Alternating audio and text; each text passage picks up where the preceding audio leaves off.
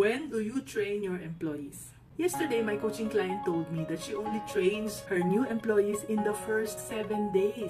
Ang paniniwala niya kasi is magastos ang training. Kaya dapat gets na nila within 7 days and then they don't need any further development. So, ito ang kwento ko sa kanya. Dati akala ko din enough na yung initial training na ibinibigay ko sa mga staff ko. Actually, 3 days lang nga eh. Dahil nanghihinayang ako sa binabayad ko sa kanila ng 3 days. Tapos naabala pa ang mga old employees ko. Hindi sila makabenta dahil nakatutok sa kanila. Doble ang gastos sa sweldo nila, di ba? Wala pang sales. Napakasakit, right? Pero alam mo, sa hirap sa business at sa dami ng competitors. Tapos madami pa silang mga gimmick dito, gimmick doon. Kailangan din nating galingan ang sarili natin. Doon ko na-realize na kailangan pala continuous ang learning ng ating mga employees para mas ma-improve ang skills nila para makapag-compete din tayo. So mula noon, gumawa kami ng tuloy-tuloy na training. Ipinadadala ko sila sa Manila or Cebu para mag-attend ng mga workshops, seminars at